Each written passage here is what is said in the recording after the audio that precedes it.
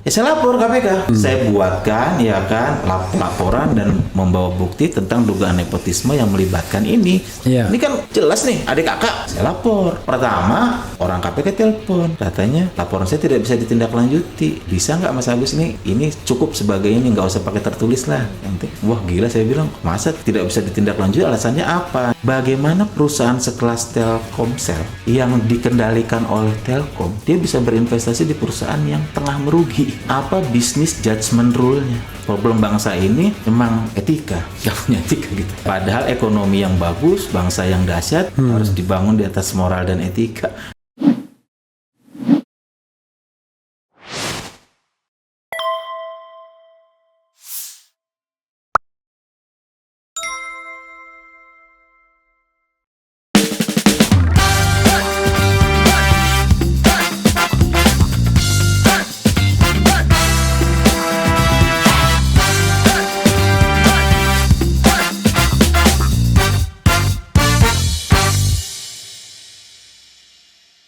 Assalamualaikum warahmatullahi wabarakatuh, Sobat RH sekalian.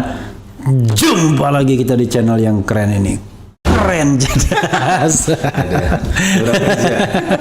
Di depan saya ada orang yang selalu viral ya. Saya juga heran ya. Beliau kok berani sekali menulis hal-hal yang ngeri-ngeri sedap, karena yang ditulis itu luar biasa ya. Bicara tentang praktik pat gulipat lingkaran kekuasaan dan menyebut nama orang ya, tapi karena beliau memang menuliskannya di media yang memang sudah publish ya, kita harus konfirmasi ke beliau kan. Jadi ada nama Erick Thohir, ada nama Boy Thohir, ada nama Wisnu Tama, Menteri Pendidikan juga kayaknya ya. Nah, ini rekan saya yang terus terang baru bertemu dua kali sama agar jangan ada fitnah. Soalnya rekayasa juga. Iya, soalnya apa-apa orang waduh ini rekayasa, fitnah dan lain sebagainya muncul di mana-mana ya. Jadi pertama saya undang tuh masih di sebelah sana ya. Itu kapan itu waktu itu? Mungkin tuh sekitar beberapa bulan lalu ya. Pokoknya adalah jejaknya di sini ya. Karena itu live juga. Jadi sahabat daerah sekalian, mayoritas podcast saya live. Tapi saya belum perkenalkan Agustinus Edi Kristianto. Selamat malam, Bung. Oke ya. Jadi saya tuh bilang Bung Aik ya. Anda mau dibilang Bung Aik atau Bung Agus? Bung Agus aja nggak apa-apa. Bung Agus ya, Bung Agus ya. Jangan sampai nama orang kita ganti-ganti. Iya kan? Menarik ya. Saya sebagai orang yang pernah di BUMN, saya paling tidak buta soal apa yang Anda tulis ya, soal benturan kepentingan, soal KKN ya. Nah, ini menarik kan? Nah, menariknya perkembangan terakhir itu Anda kok melaporkan kasus investasi Telkomsel ke GoTo. GoTo itu gabungan Gojek dan Tokopedia ke otoritas di Amerika Serikat. Betul. Nanti bisa Anda sebutkan otoritasnya. Investasi senilai 6,3 triliun. Coba di latar belakangnya sedetil-detilnya, dan itu menyangkut nama Boy Thohir lah, Erick Thohir lah, ada Wisnu Tama, Anda sebut ya, minimal 3 itu yang saya ingat gitu. Silakan. Jadi ini cerita sebentar, saya datang ke sini untuk yang kedua kali kan. Jadi intermezzo aja nih, mungkin sekitar 30 detik.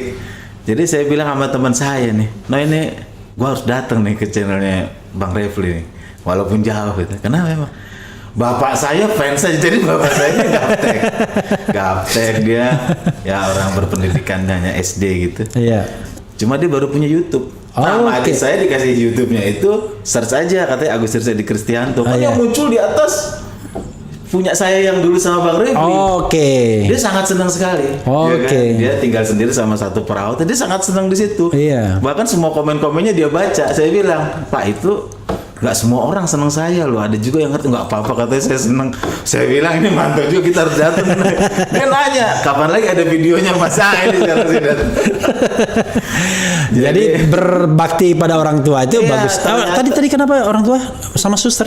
Sama ada tetangga yang merawat di sana. Di mana? Di daerah mana? Di Depok. Oh di Depok. Kan ibu udah meninggal 6 tahun Oh, lalu. oke. Jadi bapak sendirian. Sendiri. Ini hiburan dia jadi sehat ternyata. Oke. Dia orang yang sederhana, orang ini saya senang. Dia nggak tahu apa yang kita bicara. Iya. Tapi saya senang. Ternyata untuk membahagiakan orang tua kita nggak perlu masuk close the door juga ya. Iya.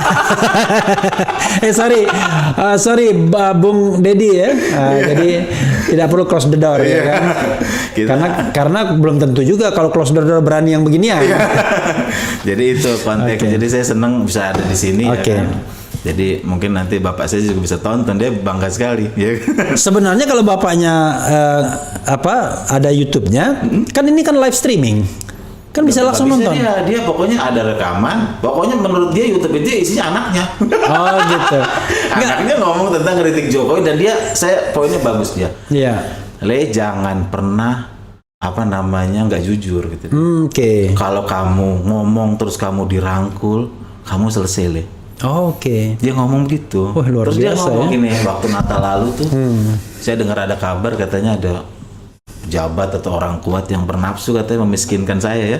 Saya senang bapak saya itu orang yang hidupnya saya banyak belajar tokoh yang saya kagumi juga. Iya. Katanya saya mau dimiskinkan. Dia simple melihatnya dari sudut pandang dia. Jadi bapak saya ini 30 tahun dia hanya pensiunan satpam pabrik obat. Oke. Kan saya katanya mau dimiskinkan. Iya. Karena saya sering ngeritik pejabat, dia bilang, gak usah takut Le, bapak masih punya motor, itu jual aja. Jadi, nah itu sebetulnya Sedih sekali jadi warga negara Indonesia ya. Maksudnya sedih sekali ketika kita kritis, kita ingin omong yang sebenarnya. Iya. Karena kan disparitasnya kan tinggi sekali kan. Ya. Ada orang yang punya saham, punya uang bertriliun-triliun ya kan. Nah ini bisa kita mulai dari kita ngomong GoTo atau secara umum kenapa saya sering menulis ya soal uang-uang yang triliunan dan sebagainya. Ini adalah cara saya sebagai orang biasa, anak yang lahir dari keluarga biasa. Kan katanya Jokowi adalah kita, orang biasa. Saya orang biasa melihat sudut pandang Indonesia ini dari kacamata Jokowi adalah kita itu periode pertama waktu kampanye. Kalau kampanye periode kedua saya nggak tahu ya. Jokowi adalah presiden pasti. Katanya sudut pandang orang biasa, saya orang biasa, berpendidikan biasa, lahir dari keluarga yang biasa. Tapi saya ingin membicarakan sesuatu yang kata orang high level atau apa enggak. Ini adalah kacamata si orang biasa ditulis di media yang biasa. Facebook kan media biasa. Siapapun bisa. Indonesia harus banyak karena karya-karya luar biasa itu hadir dari kalau kita bisa melihat hal-hal yang biasa dan merenunginya secara luar biasa. Saya pikir gitu. Makanya saya ngomongnya triliunan, prakerja triliunan, Rekin juga triliunan, ini triliunan. Supaya kita lebih banyak sudut pandang orang biasa menyelimuti negara ini. Jadi bukan sudut pandang segelintir orang aja yang merasa dia bisa mengatur hidup kita semua. Itulah kenapa saya menulis. Dan melihat uang triliunan itu bukan uang rakyat yang perlu dijaga, biasa aja. Makanya teman saya bilang, Agustinus tidak sedang menulis dia sedang melakukan perjuangan kelas. Ngeri bos kali bilang begitu. Biasa saja semuanya. Iya. Melihat dunia apa adanya, melihat fakta apa adanya. Biasa. Itu kan yang hilang dari kita. Setidaknya 10 tahun terakhir kita menjadi tidak biasa, jadi banyak pura-pura. Iya, dan dunia bisa kebalik-balik gitu kan. Jadi orang jahat terlihat baik, orang baik dijahatkan ya kan, orang salah dipenjara, dan orang yang bodoh juga dipenjara, padahal orang jahatnya enggak. Pokoknya bolak-balik Jujur gitu. pada diri sendiri itu yang hilang gitu. Iya. Lebih banyak dipoles kita jadi nggak otentik sebagai seorang pribadi. Itulah konteks saya secara garis besar kenapa saya sering menulis. Nah Bro Agus ya, tapi yang Anda tulis tuh ngeri-ngeri sedap. Saya terus terang saja, selama saya nge-podcast atau katakanlah nge-YouTube begini, kan biasanya kan saya membacakan tulisan atau berita. Kalau yang lain itu biasanya cuma analisis doang. Wah, bagaimana koalisi ya kan? Dan lain sebagainya. Ini Agustinus Edi Kristianto ini putusan pengadilan saja itu dilampirkannya juga. Bahwa ahli waris dari ini adalah ini dan lain sebagainya. Lalu akta pendirian, lalu kemudian laporan tahunan. Nah, itu kalau kita dalam dunia korporasi sobat era sekalian, memang nggak bisa dibantah karena itu laporan-laporan yang memang menjadi kewajiban terutama perusahaan-perusahaan terbuka ya.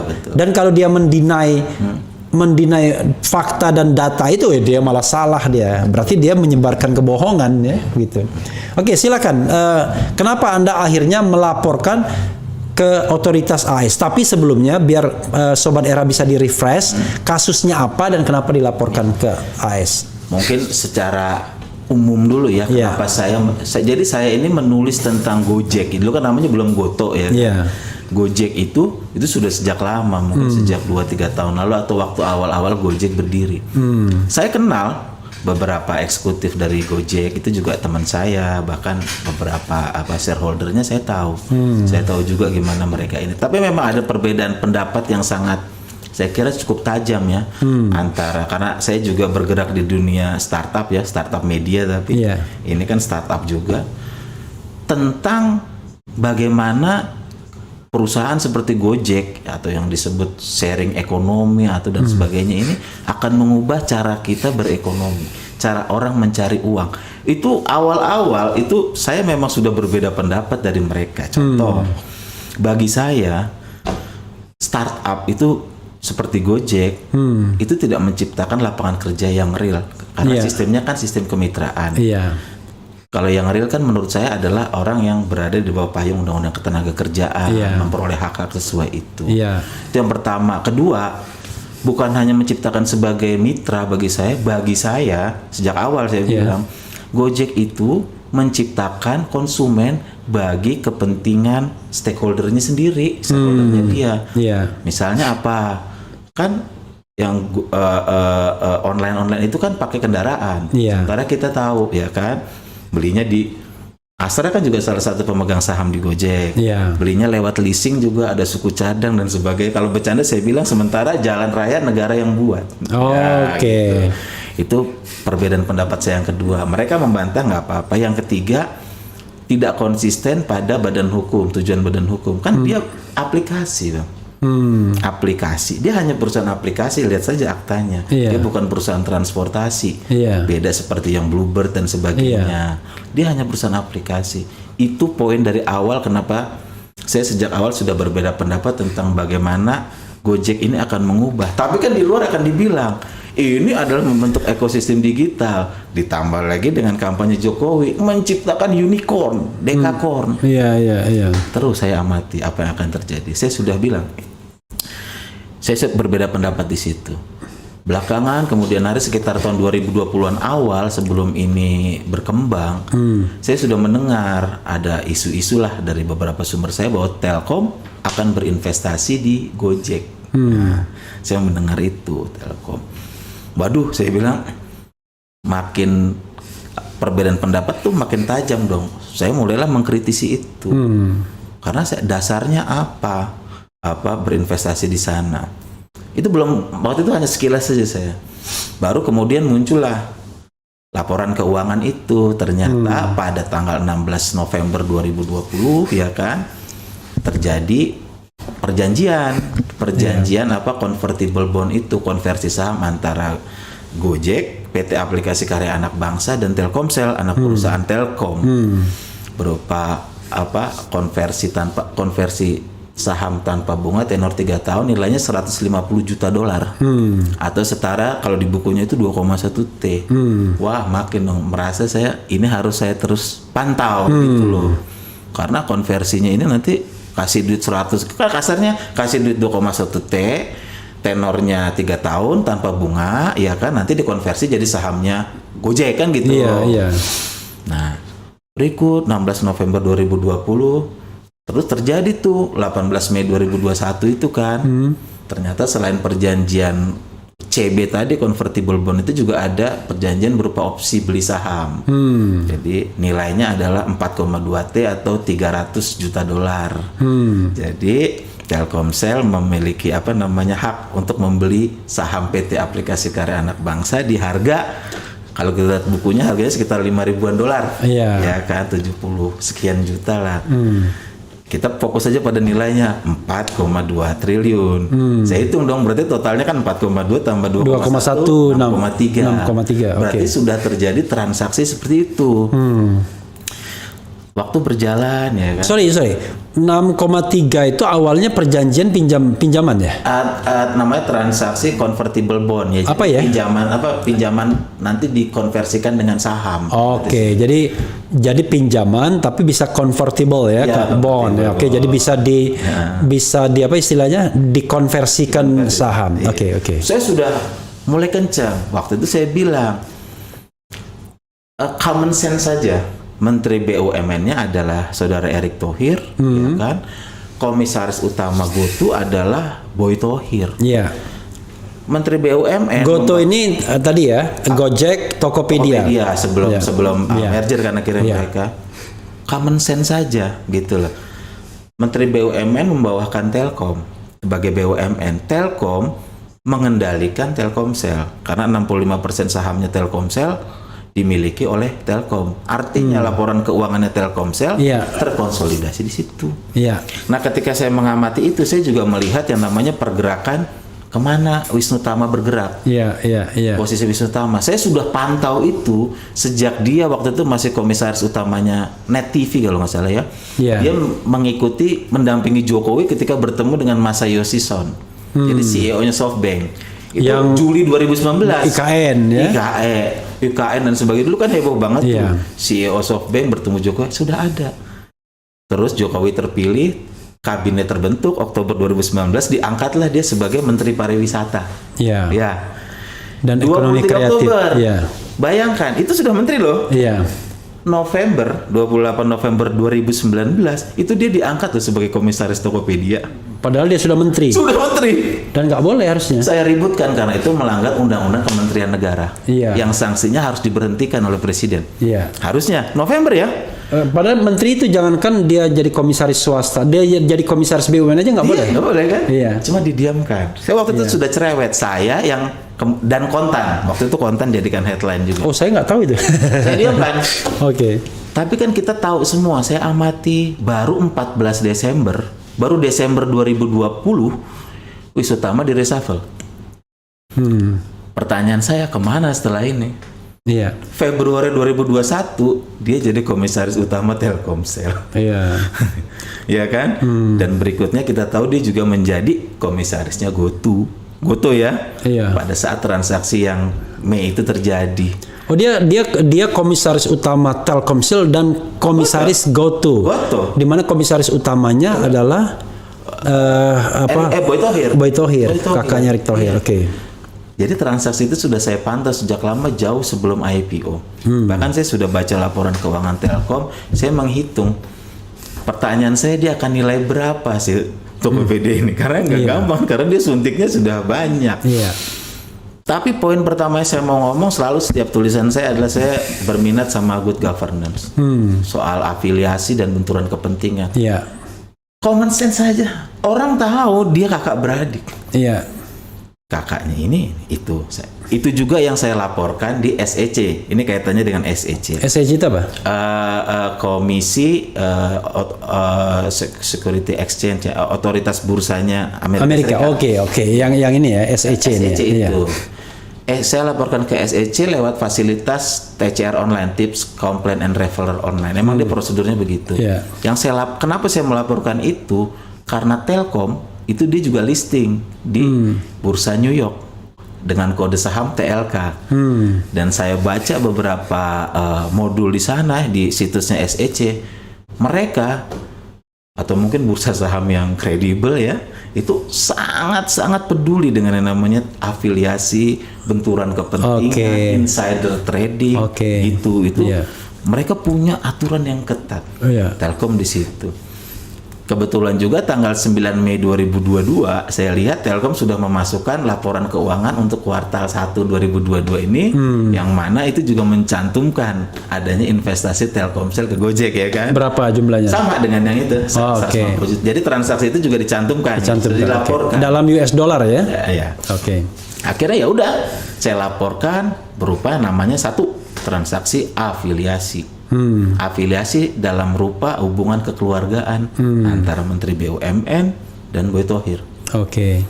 Jadi nanti silahkan diperiksa. Itu fokus saya yang periksa. Oke. Itu dulu karena kenapa saya lapor ke SEC, karena saya lihat OJK tidak ada penindakannya. Terus juga dari bursa itu percaya saja gitu loh. Penjelasan dari Telkom terakhir yang saya omong, yang saya udah tulis tuh, katanya tidak ada kesamaan dewan komisaris antara emiten dengan Gojek kan gitu. Iya.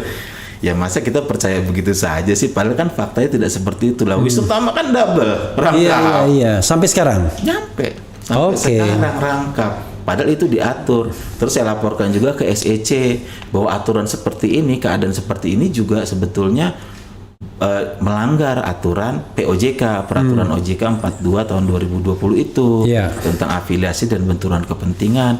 Terus ada undang-undang pasar modal juga dan sebagainya dan sebagainya. Tapi saya melaporkan ke SEC dalam konteks Telkom sebagai perusahaan yang listing di bursanya.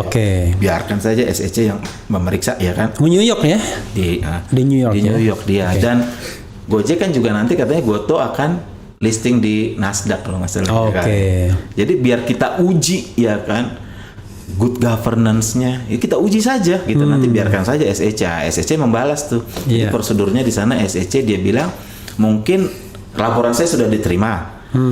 Ya kan, dia sangat senang. Itulah saya baca di SEC mereka itu sangat tertarik untuk menerima pelaporan dari publik dan akan mempertimbangkannya dengan serius kira-kira gitu. Ya, nanti kita lihat aja.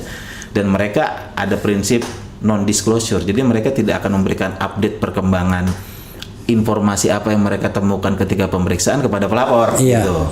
Dan yang paling penting lagi di sana ketika melapor ke SEC itu ada pilihan.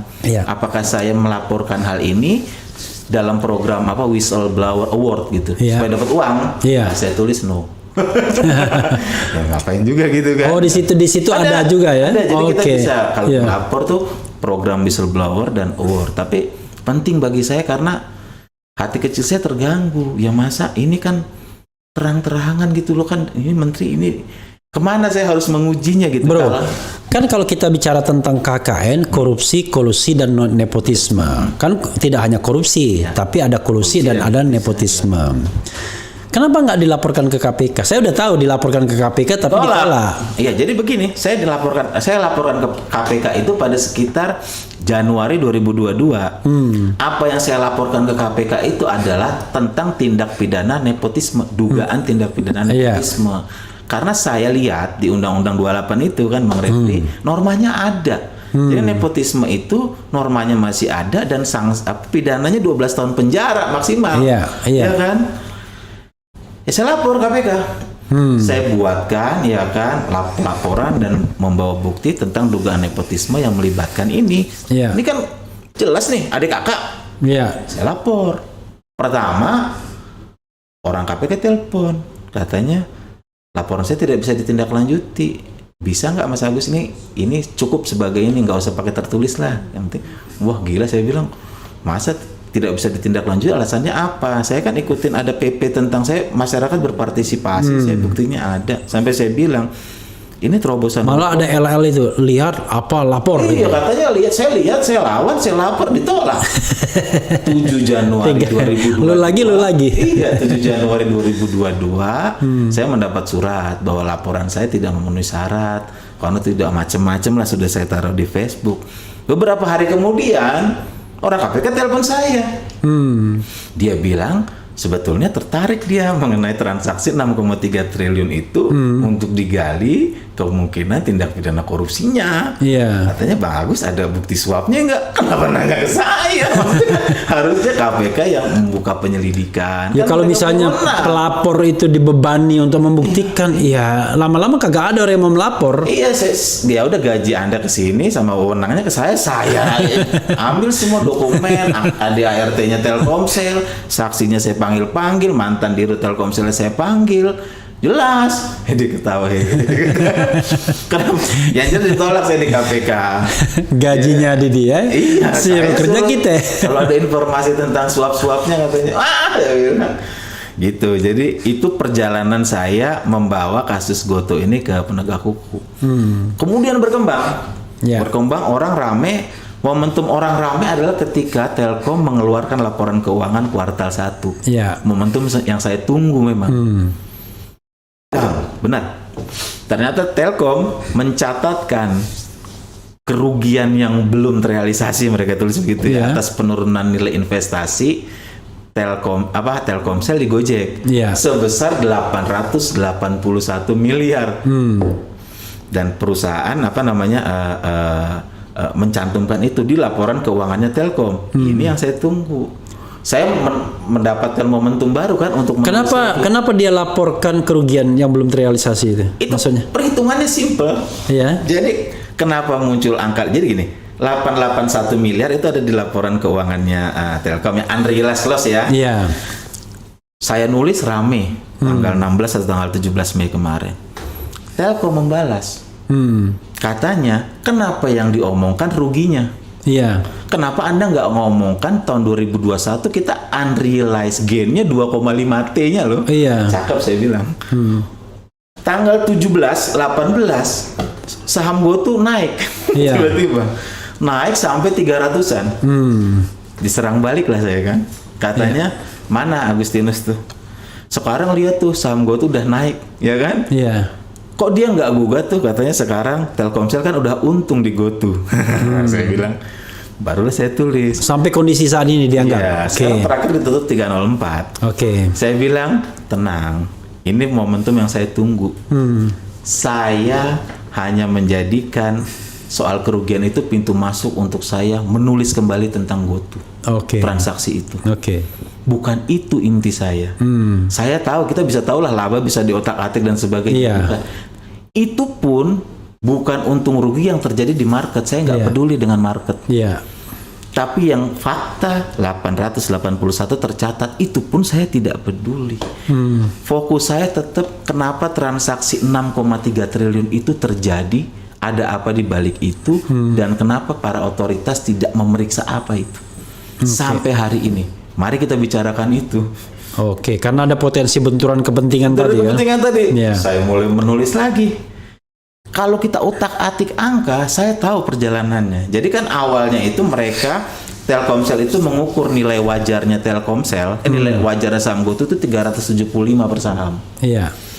Terus mereka stock split, mereka menghargai di harga perolehannya itu 266. Ya jadi kan untung dong ya kan 266 selalu dibandingkan dengan periode sebelumnya. Terus IPO kan 338. Dibandingkan berarti dengan 375 dong. Ya makanya ruginya 881 itu hitung-hitungan yang internal mereka lah. Poin saya bukan di situ. Poin saya bukan hanya di untung rugi. Poin saya adalah di legalitas transaksi itu. Ada apa di balik itu 6,3 itu. Karena ini lagi-lagi pikiran saya sebagai orang sederhana ya kan. Bagaimana perusahaan sekelas Telkomsel yang dikendalikan oleh Telkom, dia bisa berinvestasi di perusahaan yang tengah merugi. Apa bisnis judgment rule-nya? Gitu. Itu gampang. Sorry. Yang tengah merugi siapa tadi? Ya GoTo. Kan dia sampai prospektusnya ditulis saja dia masih menulis dalam posisi rugi dan ada kemungkinan di masa depan perusahaan akan terus merugi. Gitu di prospektusnya. Prospektusnya GoTo ketika mau IPO. Jadi ketika Telkomsel kapan IPO-nya? 11 April. Jadi Sobat RSL, IPO itu Initial Public Offering, penawaran saham ke publik perdana ya. Itu siapapun akan bertanya dong ya. Gak usah pakai otak pedagang, gak perlu sekolah tinggi-tinggi. Lo ngasih duit 2,1 T ditukar saham nantinya di perusahaan yang lagi rugi ya kan? Apa bisnis judgment rule apa? Pertimbangannya apa? Kita tahu mereka akan bilang ini kan sinergi. Ini kan membentuk ekosistem. Nah, saya bilang nanti dulu. Karena kita lihat bisnis judgment rule-nya itu pun yang nilai bukan Anda. Anda bisa bilang ini sesuai prosedur. Saya juga bisa salah. Masalahnya satu, kenapa nggak ada penegak hukum atau otoritas yang memeriksa itu gitu loh. Itu pertimbangan awal saya. Saya pikir ini kejebak dengan logika saya dia. Jadi saya putar-putar. Ini itu siapa? Ya mereka maksudnya argumen-argumen dari pihak Telkom, pihak Erick Thohir dan sebagainya. Bagaimana bisa berinvestasi di perusahaan yang rugi, perusahaan sekelas Telkomsel? Apa ininya? Satu. Kedua, kenapa? Tapi nanti kalau misalnya ada permintaan, misalnya protes, katakanlah pihak Telkom misalnya, Bro Agus bersedia lagi di sini ya? Sedia banget. Soalnya kan kita walaupun kita tidak mungkin cover both side langsung, kalau memang ada komplain seperti itu ya. Sangat wajib. Jadi biar dikonfrontir. Kemarin gitu. Bang Chandra Hamzah itu juga klarifikasi ke saya. Iya. Karena pada kronologi yang saya buat, saya mencantumkan kantor hukum AHP kan. Iya. AHP itu karena Bono Daru Aji juga sebagai komisaris Telkom dan ketua komite audit gitu. Iya. Belakangan Bang Chandra ngomong ke saya, dia menjelaskan bahwa AHP hanya sebagai konsultan hukum yang mengurusi merger Tokopedia dan GoTo dan proses IPO. Sementara transaksi 6,3 triliun itu bukan gua, bukan kantor gue. Itu sekaligus klarifikasi ya. Saya sampaikan, saya fair orangnya. Saya bilang itu yang Bang Chandra omongkan dan saya harus omongkan di mana-mana. Jadi ini Chandra M. Hamzah, mantan pimpinan KPK co-founder AHP. Jadi AHP itu Assegaf Hamzah and Partners. Oke, itu klarifikasinya dari AHK. Saya cek betul memang. Saya tanya, terus siapa Bang? Wah, lu jangan nanya gua lah. Ya kan kata dia. Oke, itu hak dia kan untuk nanya ya. Gua dalami dong. Saya dalami dong. Iya. Siapa kantor hukum yang mengurusi proses mulai dari drafting, deal, negosiasi dan sebagainya sampai closing gitu loh. Transaksi 6,3 T ini ketemu. Nama kantor hukumnya Umbra Law Office. Umbra Law Office ini kantor hukum yang alamat kantornya di gedung Telkom. Nanti siapapun bisa lihat Umbra itu portofolionya dia menangani banyak transaksi-transaksi BUMN ya kan. Saya sampaikan secara terbuka aja di sini di Umbra. Jadi sudah ketahuan. Nanti kalau ada komplain dari pihak-pihak yang disebutkan, silakan ya. Jadi kita juga harus menghargai hak jawab ya. Jangan hak mempidanakan. Ini hak jawab ya. Ini karena ini adalah untuk kepentingan publik. Karena ini dana publik ya kan. Ini dana negara. Sampai sejauh ini masyarakat bisa mengetahui total transaksinya 6,3 triliun, bentuk transaksinya adalah convertible bond dan opsi saham tadi. Terjadi antara pihaknya Telkomsel, anak perusahaannya Telkom, yang Menteri BUMN-nya Erick Thohir, dan di sini ada Boy Thohir. Tahu transaksi ini settlement-nya istilahnya kita bilang diatur oleh kantor hukum yang namanya Umbra tadi, yang ada di kantornya di gedung Telkom juga, ya kan. Terus kita juga jadi tahu, saya gedung juga Telkom Gatot Subroto ya. Iya, Landmark Tower itu. Terus kita juga tahu bahwa transaksi ini maksudnya yang Gatot Subroto kan? Terjadi ketika komisaris utama Telkomselnya adalah Wisnu Tama dan dirut Telkomselnya adalah Setianto Hartono. Siapa itu? Itu mantan dirut Telkomsel ketika transaksi ini terjadi. Orang itu juga sudah pernah saya tulis, saya cari juga, karena hilang. Karena orang ini hilang yang menarik. Setianto ini menghilangnya. Jadi begini, saya lihat di podcastnya Tempo, ya kan, sebulan sebelum dicopot. Jadi dia dicopot sebagai dirut Telkomsel itu pada tanggal 28 Mei 2021. 10 hari setelah transaksi yang 4,2 triliun terjadi. Itu yang tanggal 18 Mei. Berarti transaksi yang kedua ya? Transaksi yang kedua kan terjadi 18 Mei. Sebetulnya semuanya itu. Itu intinya di 18 Mei itu sibuk sekali tuh Mei 2021. 18 Mei 2021 terjadilah transaksi itu 6,3 T itu. 28 Mei kan. Ini dirut Telkomsel ini dicopot. Sehari sebelum dicopot, artinya sekitar tanggal 27, ini dirut Telkomsel ini dia meresmikan yang namanya 5G pertama di Indonesia. 28 dicopot, 3 hari kemudian dia diperiksa polisi. Polda Metro Jaya untuk kasus salah satu dugaan korupsi Telkomsel yang merugikan negara 300 miliar. Jadi dia transaksi terjadi pada saat dia 27 dia meresmikan 5G, 28 itu dia dicopot sebagai dirut Telkomsel, 31 Mei itu dia diperiksa Polda Metro Jaya dalam kasus korupsi salah satu proyek di Telkomsel 300 miliar. Sekarang orangnya saya nggak tahu di mana. Kalau Anda cek Google semua, rekomendasi Google tuh menulis kemana Setianto Hartono. Itu rekomendasi di Google. Gak ada tahu. Menarik bagi saya kan, naluri saya. Ini ada apa transaksi ini gitu loh. Jadi biar sobat era tahu juga. Jadi Agustinus Edi Kristianto ini memang mantan wartawan bahkan sekarang bisa dibilang tetap menjalankan fungsi jurnalisme ya, tentu dengan platform yang beda. Sekarang agak berbeda dibandingkan sebelumnya, karena sebelumnya di media itu. Iya, sama. Iya. Oke. Jadi itu yang membuat ini menarik. Ini bukan sekedar masalah kita bicara yang ngomong gede unicorn ekosistem kita, detailnya ini menarik. Oke. Oh, tapi walaupun tadi ini kalian bilang, dari media itu sama. Padahal kita bilang kita baru ketemu 2 kali. Memang sama, tapi zamannya berbeda. Zamannya berbeda. Ya. Jadi saya lebih dulu masuk, lebih dulu keluar. Dia masuk setelah saya keluar gitu. Oke. Jadi terus masyarakat heboh dong. Saya senang karena masyarakat jadi mengerti. Oh ini segamblang ini, ada juga yang ngomong, oh ternyata ada dugaan konflik kepentingan, oh ternyata ini, terus lah. Mereka tentu membela diri dong, pihak Telkom. Terus saya sangat senang mereka membela diri. Bahkan pada tanggal 24 ya Mei, malah saya juga pengen kalau misalnya ada komplain ya setelah kita podcast ini, maka pihak-pihak yang merasa berkeberatan itu dikonfrontir dengan Agus gitu.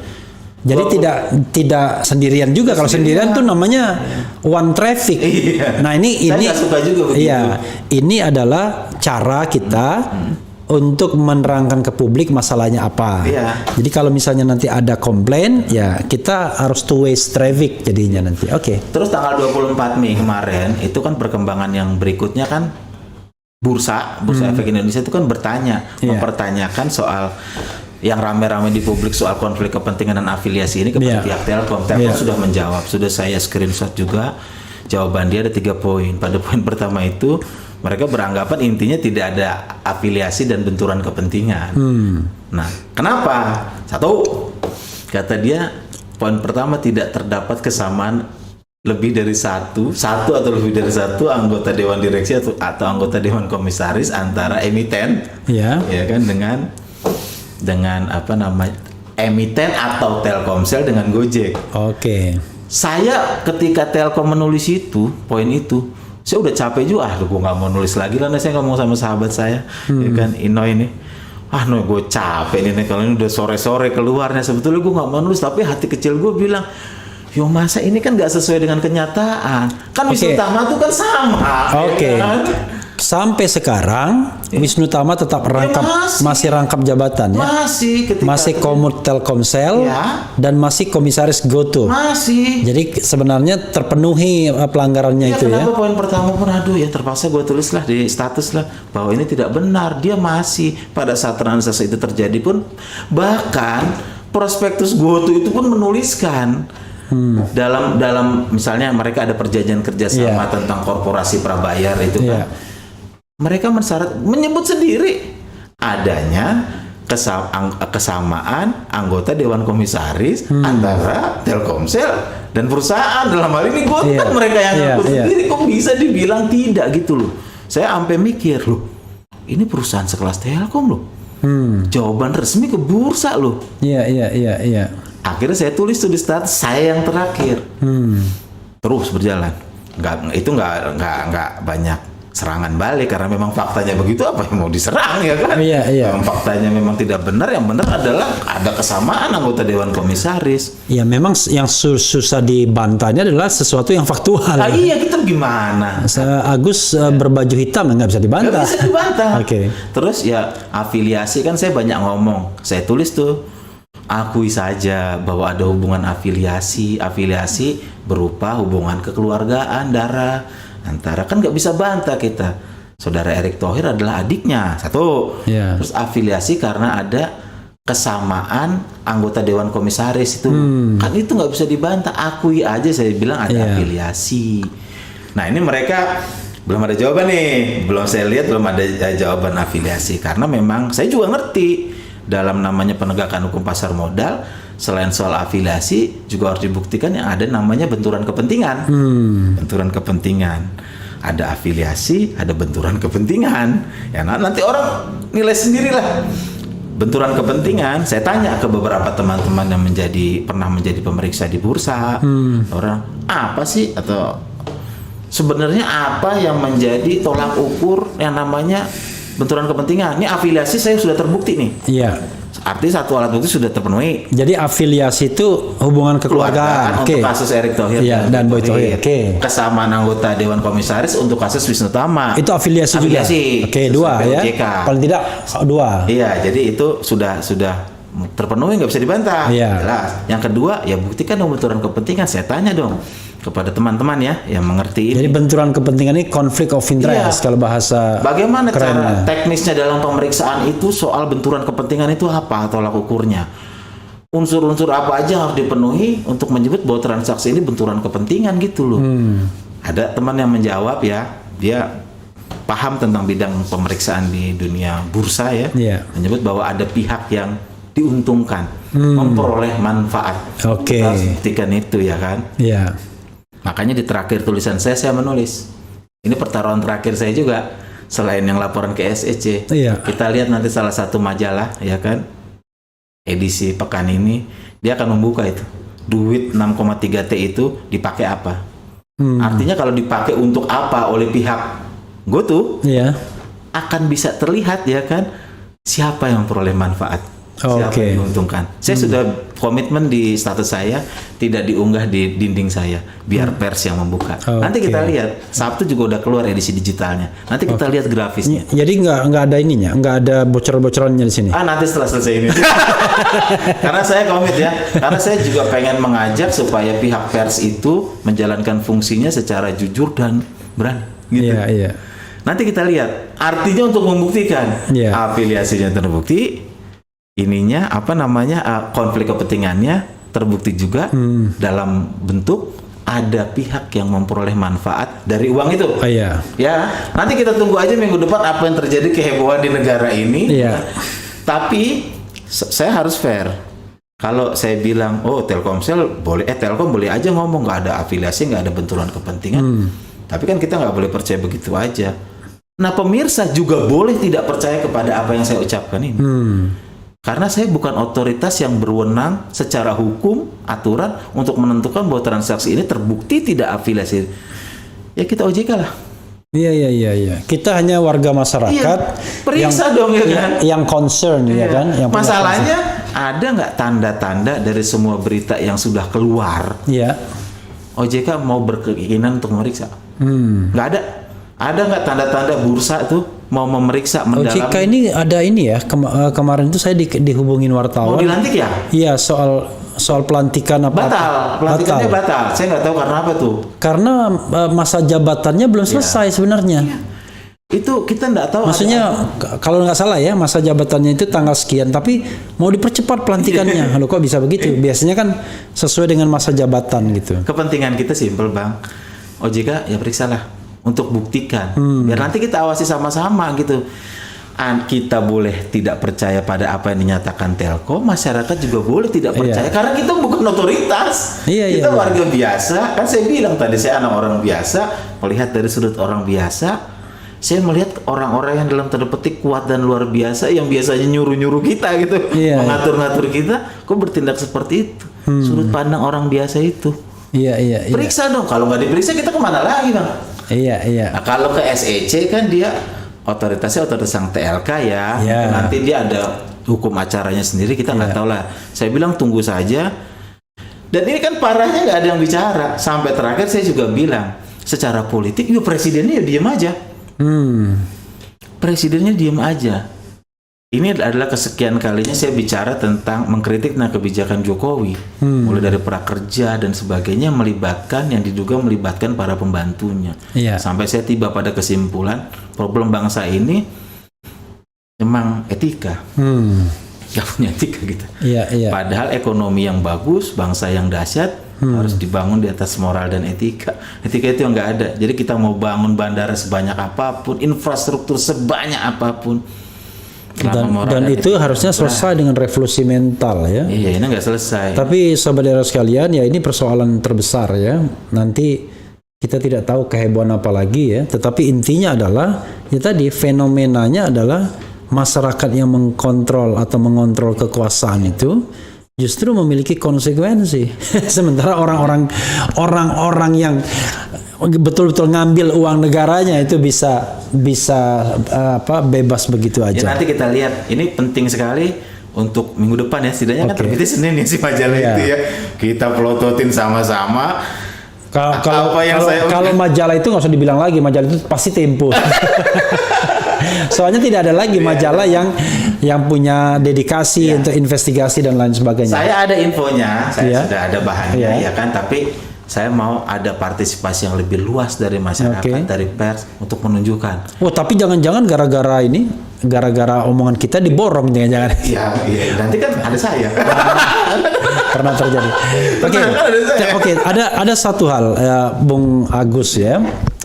Kan di dalam tulisan itu Anda menyebutkan mengenai saham dari Boy Thohir sebesar 1 miliar. Betul. Dengan harga 1 rupiah. Iya. Itu saham itu didapat dari mana ya? Begini ceritanya soal saham. Iya. Jadi Gojek itu, PT Aplikasi Karya Anak Bangsa itu adalah Iya. perusahaan yang badan hukumnya didirikan baru tahun 2015. Oke. 2015. Jadi perusahaan itu modal disetor penuhnya itu dalam tanda petik hanya 1, sekian T, hanya. Hanya, iya. Banyakan Telkomsel. Iya.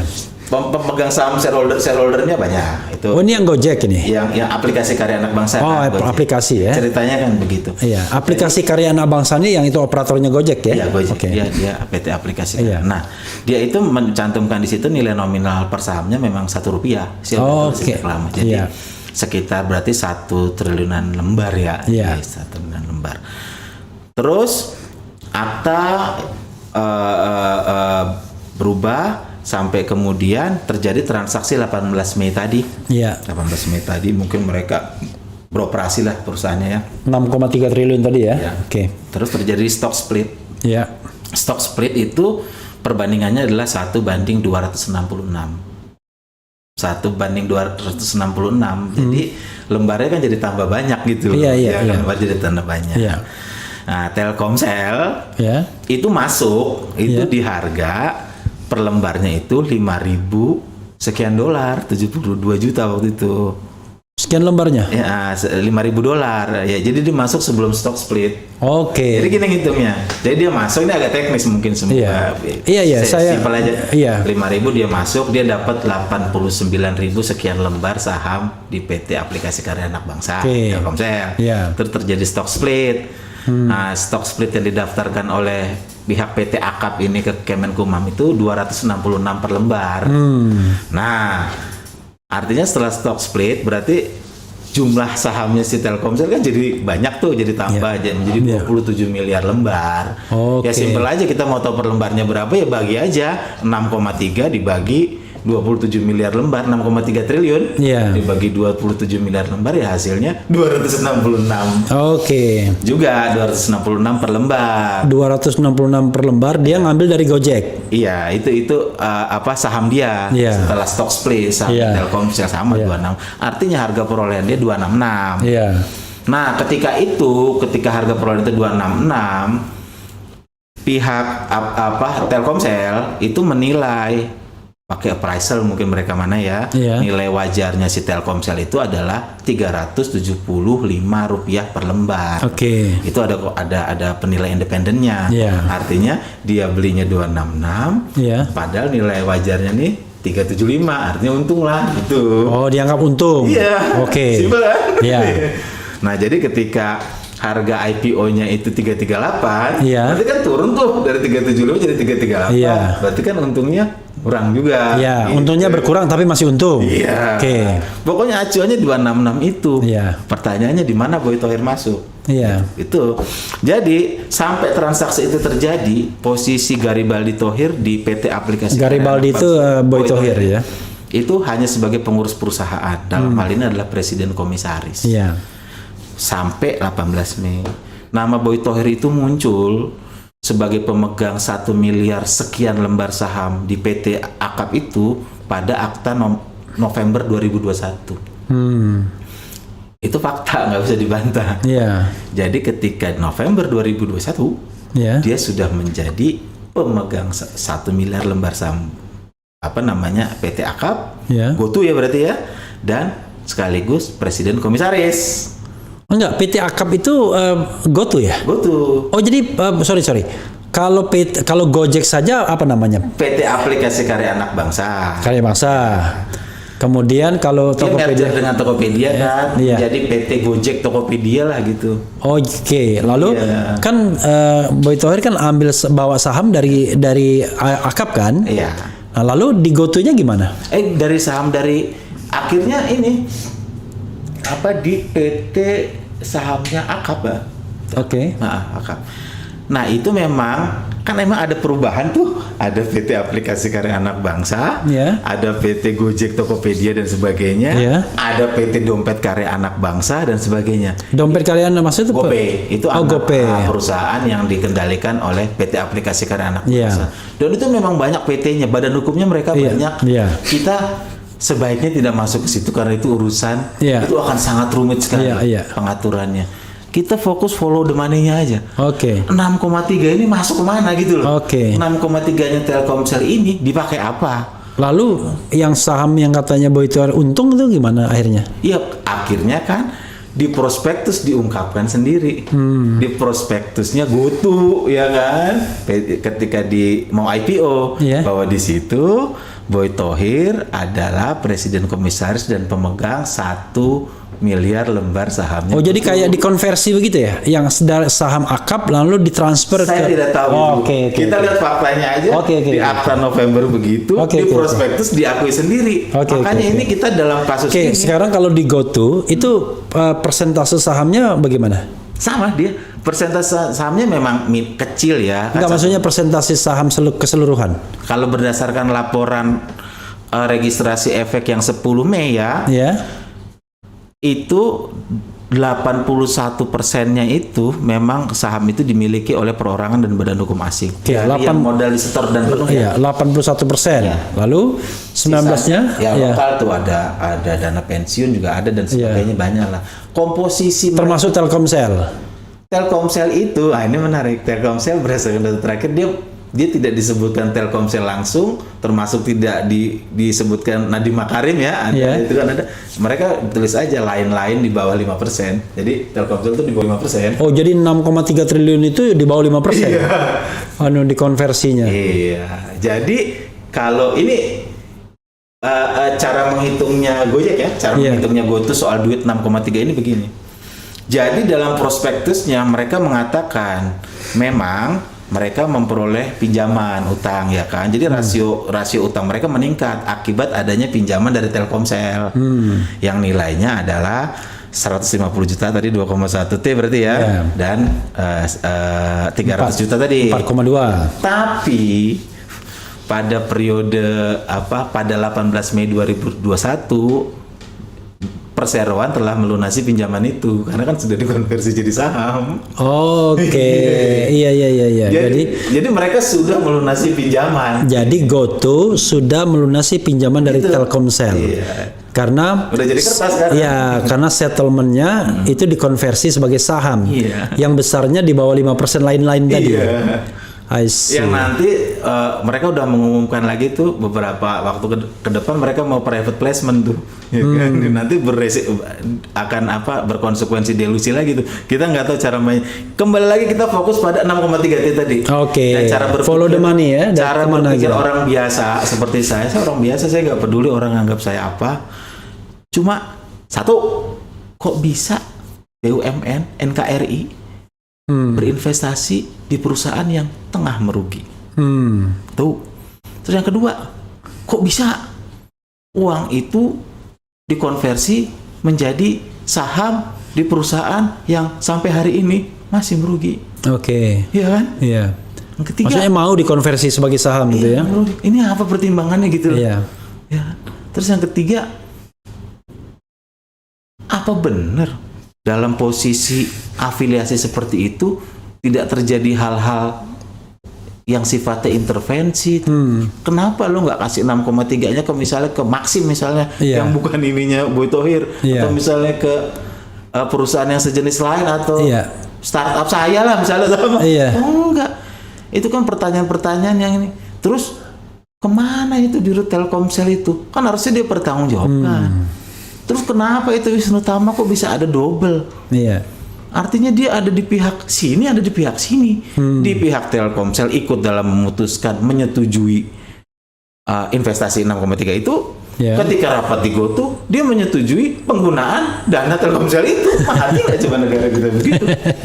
Tapi Anda nggak perlu percaya saya. Ya.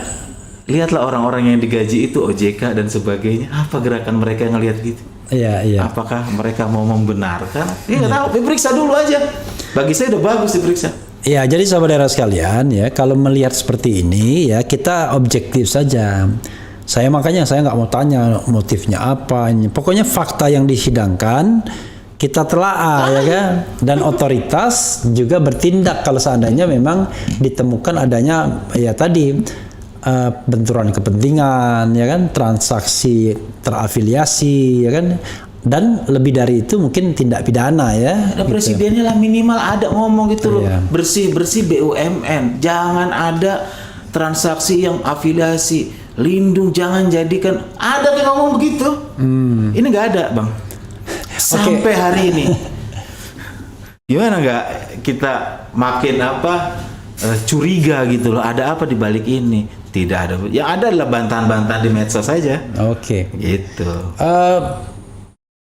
Bung Agus, coba kita lihat komentar ya. Mudah-mudahan memang ini sedikit complicated tapi sederhana sih sesungguhnya ya. Bahwa ada investasi Telkomsel ke GoTo, ya kan? Sebesar kurang lebih ya kan 6,3 triliun. Nah, investasi ini kemudian dikonversi sebagai saham, ya kan? Sahamnya besarannya di bawah 5% masuk dan lain-lain. Masalahnya adalah why, ya kan? Kenapa harus tanam duit 6,3% ke GoTo? Dan uang itu buat siapa yang diuntungkan dan lain. Jadi follow the money 6,3 triliun itu ya. Kalau enggak, jadi kita kehilangan arah. Ya, kita nggak usah pusing-pusing soal macam-macam, tapi follow the money-nya. Karena kalau kita bicara benturan kepentingan dan ada pihak yang diuntungkan, kita nggak usah bicara tentang prospek perusahaan lagi. Ini berarti transaksi yang memang ada konflik of interest-nya. Sahabat sekalian, saya akan baca beberapa ya. Dan seperti biasanya, kalau kita ngomong begini, ya kan, itu banyak pro dan kontranya, kira-kira begitu. Ya, dari orang yang paham sampai orang yang nggak paham. Pokoknya yang penting kalau Agus atau Refli yang ngomong, sikat dulu, kira-kira begitu ya. Oke ya. Oke. Kemudian dia bilang KPK-nya Firly Bahuri adem ayem tuh, ya kan? Ada yang bilang keren, cadas ya. Sepertinya memang presidensial threshold 0% menjadi solusi untuk menentukan sarang oligarki. Bung Refli, bagaimana soal perjuangan gugatan presidensial threshold 0%? Apakah sudah yang kandas? Masih punya harapan. Perkara kemudian itu soal menang kalah itu soal lain ya. Di kepala buzzer RP yang otaknya minimalis mengungkap kebenaran sama dengan menebar kebencian, meluapkan sakit hati. Nah, ya kan? Saya mewakili para buzzer. Anda sakit hati ya? kita tuh sakit hati apa ini?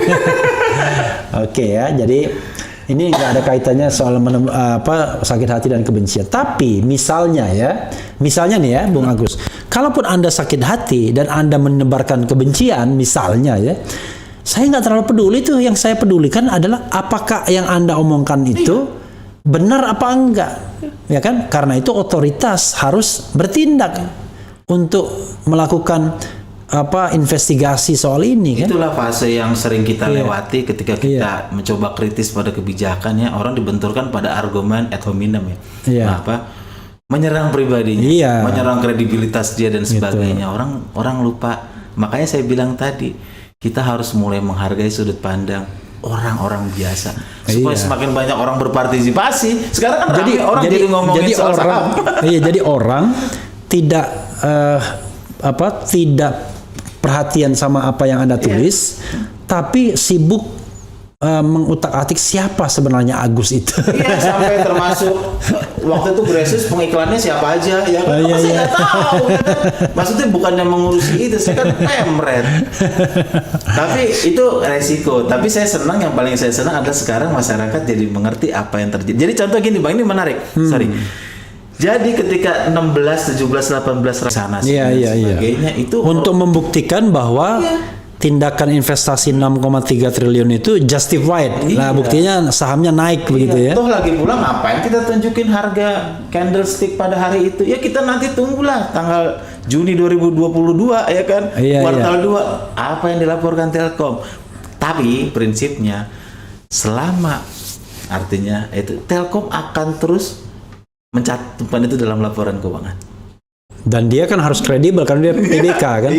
Jadi sobat era menyisihkan labanya terus. Jadi sobat era sekalian ya, kita harus paham bahwa Telkom yang punya Republik kita itu pemerintah sebenarnya masih mengontrol 52% saham saja sebenarnya. Hanya 52% loh. Tapi walaupun 52% ya tetap saja itu BUMN. BUMN sahamnya NKRI kok dulu warna. Dan satu lagi, orang bilang ini Agustinus dia karena tidak suka saya sama GoTo, Erick Thohir dan sebagainya.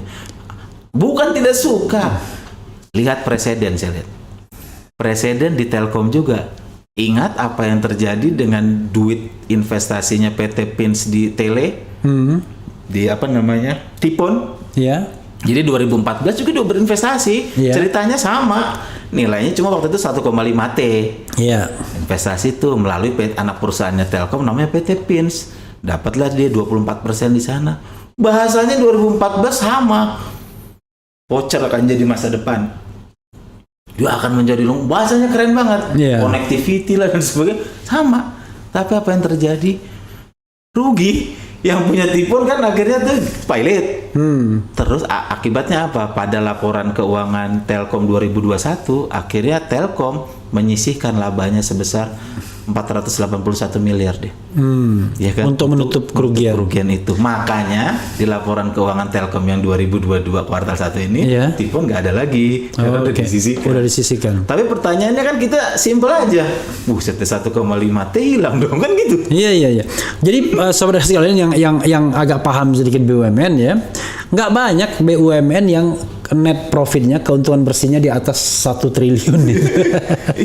Jadi kalau misalnya dibuang ya, dalam tanda kutip dibuangnya untuk menutup transaksi-transaksi yang rugi, ya lumayan. Itu lumayan juga. Dan yang kasihan ya memang karyawan-karyawannya akhirnya. Mereka yang tadinya mungkin dapat bonus, jadi nggak dapat bonus dan lain sebagainya. Jadi kita banyak menguji akal sehat. Akhirnya ada satu tuh mungkin ini yang disebut business judgment rule. Dan itu tidak masuk akal diungkapkan oleh staf khususnya Menteri BUMN. Kenapa dia investasi di GoTo sekian? Bayangkan perhitungannya dia ya. Jadi dia menghitung karena besarnya potensi pemasukan dari Telkom Gojek. Dia hitung 2,5 juta driver Gojek saat ini. Dikalikan 50.000 pulsa Telkomsel sehari. Itulah katanya potensi pemasukan akan menguntungkan gitu investasi Telkomsel. Jadi ngitungnya begitu, simple. Saya udah aneh nih negara nih. Tapi terlepas dia menghitungnya seperti apa kan, sebenarnya kan fokus kita lagi-lagi adalah transaksi benturan kepentingan itu. Ya follow the money-nya ya kan. Jadi ini karena kalau soal prospek-prospek ke depan kita kan nggak ngerti kan, nggak tahu. Bisa untung, bisa rugi. Tapi dalam kerangka good corporate governance dan good governance, kita ya tadi follow the money yang 6,3 triliun. Jadi hulu dan hilirnya ya. Why pilihannya ke sana, uangnya dan lain sebagainya, siapa yang diuntungkan dan lain sebagainya. Dan ingat menghitung kerugian tuh bukan hanya naik samar, bukan. Ingat presiden kasus Jiwasraya. Apa pertimbangan hakim ketika dia memutus perkara itu? Begini dia pertimbangannya menarik. Apa? Keuntungan yang akan terjadi di masa depan itu belum pasti terjadi. Keuntungan atau kerugian. Yang pasti bisa dihitung adalah duit yang ketika gitu. Jadi Jiwasraya begitu. Karena kalau kita nggak bisa bicara tentang masa depan, karena hukum itu nggak bicara tentang masa depan. Kalau kita bicara investasi, memang kita bicara tentang masa depan. Tapi hukum bicara hari ini.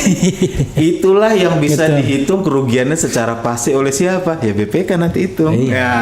Jadi kita harus paham ya. Jadi beda antara pendekatan investasi sama pendekatan hukum. Ya pokoknya intinya kalau pendekatan hukum itu ya lo makan duitnya nggak kira-kira gitu aja kalau orang bahasa mungkin sekarang premannya. bilang Bang ya nanti BP itu kan Agus ngomong aja, tapi ingat hari ini ada kejadian kartu prakerja yang pernah saya gugat juga, saya masalahin nggak ada kerugian negara dan sebagainya. Hari ini BPK mengeluarkan audit itu ada tuh duga indikasi Iya, ada tuh. Nanti kita lihat. Nggak harus selalu terjadi hari ini. Iya. Kita sabar aja. Yang penting kita fokus sama apa yang kita permasalahkan, tutup kuping sama berbagai macam kepentingan. Saya nggak perlu apa-apa, bukannya saya sombong ya. Iya. Tapi menuding saya berada di kelompok sebelah. Nah ini termasuk saya datang ke sini kan, ada yang nulis nih baru hari ini. Katanya Agustinus Edi Krianto, mungkin dia ada di kubu sebelah katanya. Sebelah mana? Sebelahnya Jokowi katanya. Jadi tambah lagi ke sini nanti saya digoreng lagi. Bukan. Makanya saya di depan saya bilang, selain saya datang ke sini mau, kan nih subscribernya banyak, walaupun kalah sama Close the Door ya. Iya. Demi bapak saya. Iya. Bapak saya senang dan dia semakin sehat ngelihat saya. Nanti gitu. dibilang kalah sama Close the Door. Iyalah, kan Close the Door udah 9 tahun, 10 tahun. Ini kan baru 2 tahun ya kan. Satu, yang kedua, ini real ini. Gitu. Jadi Gitu. bukan karena saya kelompok sebelah atau apa gitu, tapi biar saya semakin banyak yang menguji saya. Tapi begini ya, memang ada gejala yang menurut saya tidak sehat ya. Seolah-olah kalau kita ingin mengkritik pemerintahan, mengkritik hal-hal seperti ini, kita dikait-kaitkan dengan perkubuan politik. Enggak lah, ya kan? Kita sebenarnya tidak terlalu peduli juga siapa yang jadi presidennya, as long as, ya kan? Anda menjalankan good governance, clean government. Kalau rakyat kita sejahtera enak kok sebenarnya kan. Tapi untuk sejahtera itu ya pemerintahan harus clear. Nggak mungkin pemerintahan Mereka korup. menyebut saya dengan banyak soal GoTo dan sebagainya. Mereka nyinyir, menghambat pencalonan Erick Thohir dan sebagainya. Khusus tentang Presiden Jokowi ya. Iya. Coba bayangkan, pikirkan betapa masyarakat. Ada nggak sekarang orang mempermasalahkan, mohon maaf, fisiknya dia, mempermasalahkan hal-hal yang sifatnya ini. Artinya perdebatan kita hari ini masyarakat menjadi lebih terhormat tentang kebijakannya. Oh, iya. Harus itu disadari, jangan dipanas-panasi sebagai orang yang nyinyir kelompok sebelah. Kadrun, saya masa kadrun gimana? Jadi, Katolik ya. Namanya tuh Agustinus Edi Kristianto ya. Tapi jangan salah, kosakata politik kita, siapapun yang mengkritik presiden itu namanya kadrun. Makanya ketika saya ngelapor ke SEC, ada yang komen di status saya, ini bahaya, ini terlalu nekat, Anda bisa dimunirkan. Enggak, saya bilang. Saya justru memberi peluang kepada para pihak untuk mengangkat pembicaraan ini di forum yang terhormat. Mereka silakan membela diri di SEC. Iya. Presiden Jokowi, kita berbicara tentang hal yang terhormat, tentang kebijakan Anda. Saya nggak bicara tentang rambut Anda, gimana cara berjalan Anda. Iya. Itu, saya nggak tahu kenapa kita nggak bisa melihat sesuatu hal positif. Saya aja dibilang kadrun, pusing nggak coba? Jadi begini, jangan salah, memang ya, sebuah negara yang dipenuhi para pencoleng, koruptor dan lain sebagainya pasti nggak mungkin bisa berpikir waras karena pasti dipenuhi kepentingan kan. Kita bisa duduk bersama dengan orang-orang yang waras untuk memecahkan masalah. Tapi kalau duduk sama orang yang punya kepentingan, korup dan lain sebagainya nggak bisa memang. Intinya adalah pasti dia ingin punya protection, membeli sana membeli sini untuk melindungi dirinya kan begitu. Jadi itu pembicaraan publik kita. Saya sebetulnya juga apa sih 2 tahun 3 tahun terakhir yang saya lakukan nih, enggak, saya senang aja masyarakat sekarang, terutama di komen-komen saya gitu kan, follower saya makin banyak nih lumayan ya kan? Jadi orang bicara hal yang paling gampang begini, kenapa orang seperti saya tertarik membacakan tulisan Anda? Sadar nggak kalau saya sudah berapa kali memuat AEK, iya kan? Karena bukan karena saya kenal Anda, karena apa yang Anda tuliskan itu bagi saya luar biasa. Saya kan membaca misalnya komentar-komentar atau analisis dari orang-orang politik. Saya tidak excited. Kenapa? Rata-rata mereka cuma logic thinking. Wah, ini kalau Anies sama Ganjar begini-begini. Tidak ada fakta dan data yang diungkapkan. Wah, Anda ini luar biasa. Tanggal sekian, prospektusnya ini dan lain sebagainya ya. Karena memang analisis yang semi-semi ekonomi sih ya, bukan saya bilang, gitu. Saya senang masyarakat biasa, orang biasa seperti saya, seperti kita semua lah ya. Ini kita jadi ngomongin soal bursa ya. Iya. Ngomongin soal ekonomi. Dan ini juga pendidikan publik yang ini ya. Karena kadang-kadang gini, kayak yang namanya kejahatan kerah putih itu, dia kan canggih, sophisticated. Nah, hanya orang-orang yang masuk pada kecanggihan itu yang bisa paham, kan kira-kira begitu. Padahal ketika orang masuk ke lingkaran itu, ya dia jadi penjahat juga. Karena itu yang tertinggal adalah ya kita harus mengandalkan orang-orang yang awam, nggak punya kepentingan, nggak juga berpikir tentang kekayaan, hanya ingin melihat negara ini benar, dan kemudian ada misalnya kalau presidennya misalnya mengatakan begini, oh kita dukung, ya kan?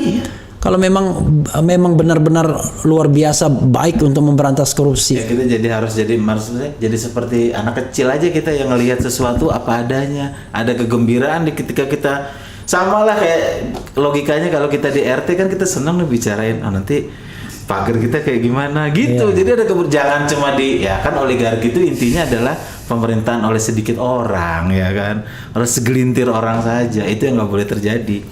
Oke, jadi coba kita bacakan lagi ya. Ada bukan urusan saya kok tanya saya. Itu Jokowi itu.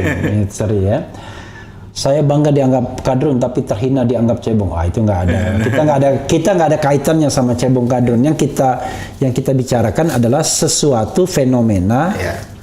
Kalau mau bahasa kerennya adalah tata kelola pemerintahan yang baik. Good governance, clean government. Udahlah, itu aja kita. Jadi makanya saya bertemunya dengan beliau ya, dengan Agus itu pada satu kata yang namanya good governance, clean government, tata kelola pemerintahan yang baik. Kalau dia BUMN, GCG, good corporate governance, itu aja ya. Oke. Ojo ke susu langsung manut, opo gitu. Kemudian wah, ini ada yang nanya apa nama YouTube-nya Bang Agus? Saya cuma di Facebook. Ada Facebook ya, jadi Facebook Agustinus Edi Kristianto. Saya hanya nggak ada di yang lain. Agustinus itu biasa, Edi itu EDY ya, Kristianto biasa juga, nggak Y ya, I ya. EDY. Oke, jadi Agustinus EDY Kristianto. Jadi tinggal di searching aja, install YouTube pasti ada ya. Karena begini. Facebook. Facebook. Sorry, Facebook bukan YouTube, Facebook ya. Mau Kristen, Batak, Chinese, ateis, kalau kritik pemerintah pasti diserang buzzer dan dibilang kadrun, ya kan? Oke. Oh, dibilang nggak apa-apa bang disebut kadrun, kan kadrun itu kader Bung Refli Harun. Saya dibilang Refli kadrun, ya luar biasa ya, kader Refli Harun disebut kadrun jadinya. Ini salah satu kebusukan rezim, jarang yang mengetahui. Terima kasih Mas Agus, saya pinter ya. Jadi gini, kita kan harus objektif ya. Objektifnya begini, saya tidak pernah berpretensi ya sebagai akademisi bahwa saya benar, ya kan? Dan saya juga tidak ingin sobat era sekalian menganggap bahwa Agus pasti benar. Karena itu kebenaran itu harus diuji, ya kan? Tapi bukan diuji oleh penegak hukum,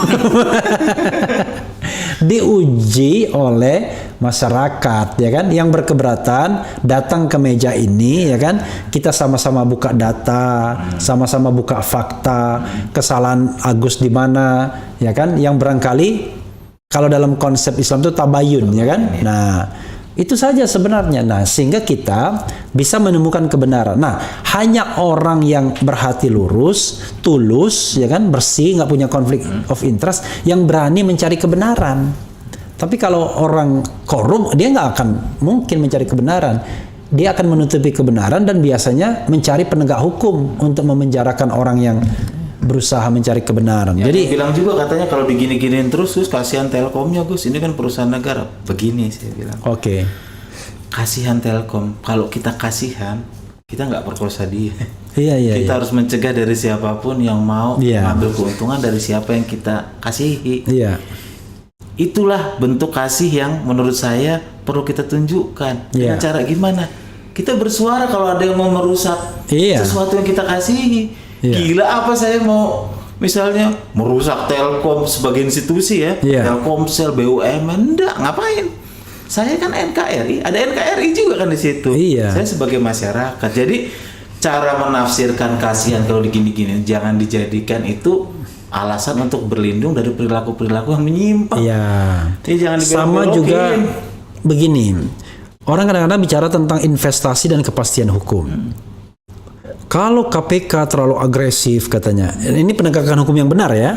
Kalau penegak hukum yang benar terlalu agresif dalam menguak kasus-kasus ini, nanti kasihan investornya nggak mau datang.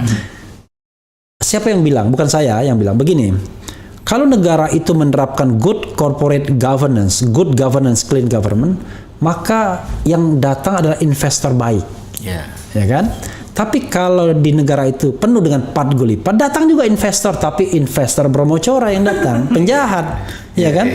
Nah, kita kan ingin investor yang baik, yang memang real menanamkan investasinya, bisa mendongkrak pendapatan dan ketenaga kerja kita, bukan investor yang cuma ibaratnya sepukul dua pukul lari dia setelah dapat keuntungan. Jadi begitu sobat era Sama sekalian. ini Bang, coba satu. Ya. Mungkin pemirsa juga berpikir ya. Iya. Itu kan gue tuh bagus tuh peluangnya kan di jalanan banyak tuh ijo-ijo ya kan. Iya, Mereka perusahaan perspektif ya. Ya kita hitung, kita lihat angkanya. Jadi setelah mereka merger dengan Tokopedia, kan mereka menghargakan dirinya, menilai asetnya mereka adalah 145,8 triliun. Oke. Itu yang tercatat kan. Evaluasi mereka ya. Yang tercatat kan. Iya.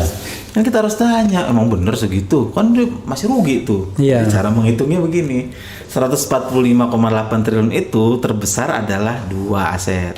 Apa? Yaitu aset berupa goodwill 98 triliunan. Ya.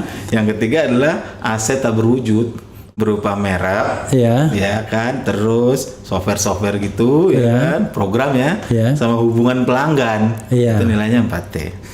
Jadi nilai terbesar aset jadi itu goodwill. Nah, itu akan goodwill itu kalau di Amerika itu toko barang bekas. Jadi goodwill itu Tokopedia asetnya 30T, kan dihargai. Ya udah gue belinya 120 triliun kurang 30 triliun asetnya. Jadi goodwill selisihnya ya. Sama aset tak berwujud. Tadi ada yang nanya tuh, itu hubungan pelanggan aset apa ya? Setahu saya di dunia startup itu yang disebut namanya GMV, Gross Merchandise Value. Jadi cara menghitungnya begini, seluruh transaksi yang terjadi di platform itu dikalikan nilai uangnya, jadi gede.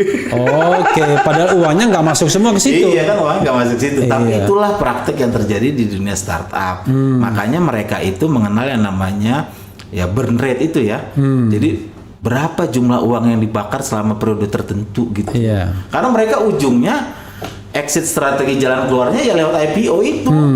Penawaran saham perdana, dan itu kan terjadi juga Alibaba dan sebagainya seperti itu, ya kan. Jadi memang ini bisnis yang mungkin baru ya, nggak banyak orang tahu. Lu cara nyari duitnya gimana sih tuh kalau di startupan gitu? Nah kalau pengeluaran terbesarnya GoTo itu gaji, sampai 4T deh, gaji karyawan dan eksekutif. Gajinya gede kalau di bukunya. Oh jadi berapa karyawan dia? Saya nggak tahu karyawannya berapa, tapi pengeluarannya 4T. 4T per tahun ya? Iya. Per tahun. Gede juga kan? Ini BRI baru aja RUPS itu mengeluarkan bonus tantium kepada komisaris dan lain sebagainya 135 miliar. Nah sekarang yang saya dengar di Telkom itu mereka sedang ribut serikat pekerjanya. Ingat kita kembali ke yang unrealized gain 2,5T tadi ya, yang dihitung itu kan unrealized gain ya. Itu ternyata ada informasi yang ke saya itu diperhitungkan sebagai ya istilahnya prestasi direksi dan komisaris, sehingga akan mempengaruhi jumlah besaran tantim di besok. Bonus ya. Bisa aja saya bilang. Ya, sobat era sekalian, memang mungkin sebagian sobat era sekalian, waduh berat sekali pembicaraan. Tapi enggak, ini sebenarnya ringan ya.